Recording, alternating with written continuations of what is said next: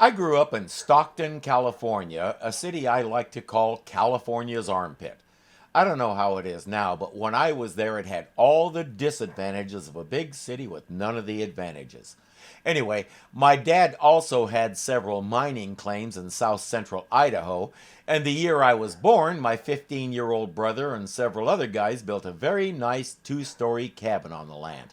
So every summer, we would go to what we kids called the Idaho House for a few weeks.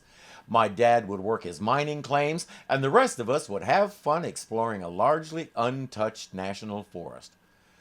We always drove, and the route took us through Nevada, where gambling was and still is legal. My brother, who was over 21 by this time, liked to stop at the casinos in Reno and play sometimes, and if we kids were traveling with him on that particular trip, we got to sit in the car and amuse ourselves for however many hours he decided to gamble. When we kids got upward into our teens, we started trying to sneak in and play the occasional nickel slot machine, and as you might expect, we always got caught. So when my older nephew Larry and I turned 21 within a year of each other, my sister Carol decided to take us to Lake Tahoe and let us gamble and drink legally for the first time. The evening started with dinner and a show. The best one we could get into was Bill Cosby. I know, we didn't know all that stuff about him in 1974. And for the whole evening, he had us all laughing so hard we couldn't catch our breath. I can honestly say it was one of the funniest shows I have ever seen. Once the show was over, my sister, her husband, and Larry's wife, who was under 21, went back to our motel. It was only 3 blocks away, so they walked back and left us the car. For as long as I can remember, I've enjoyed the game blackjack. I think it's because, unlike some games, it does require a certain amount of skill and thinking, and to a degree, you're in charge of your own fate at a blackjack table. I had brought $60 with me and was prepared to lose it if that was how things went. Larry had brought about half that. We sat down at a likely table and started playing. What some people may or may not know is, as long as you were sitting at one of those tables, the servers would bring you free drinks as fast as you could put them away. And oh boy, could I put them away. I'll never know how much I drank that night, but we were there for a bit over 2.5 hours and I didn't stop the whole time. And my head was fine. I felt nothing.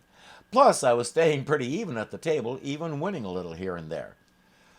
Larry, meanwhile, had put away maybe 3 or 4 drinks and he was gone. He could barely talk, but he wanted to keep playing.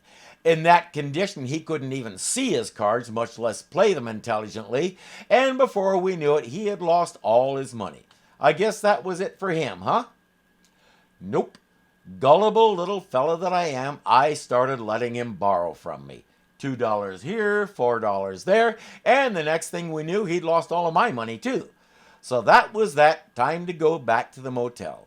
No way could Larry drive, so after at least 15 to 20 strong vodka-based drinks in a 2.5 hour period, stone cold sober me drove us back to the motel. I helped haul Larry to his bed where his wife just winced and shook her head. I crawled into bed, and maybe 2 minutes later, the bed started moving. Before I knew it, the bed and everything else in the room was going, way, whoa! And suddenly my stomach said, remember all that stuff you drank? I do. I had a fair idea what was about to happen, so I got up and went into the bathroom to wait for it. Now, here I have to back up to part of Bill Cosby's routine. He said he didn't drink because he watched his dad drink, and he never saw anyone so in love with the toilet bowl in his life. He talked about how his dad would get down on his knees in front of it and just hug it, talking softly to it.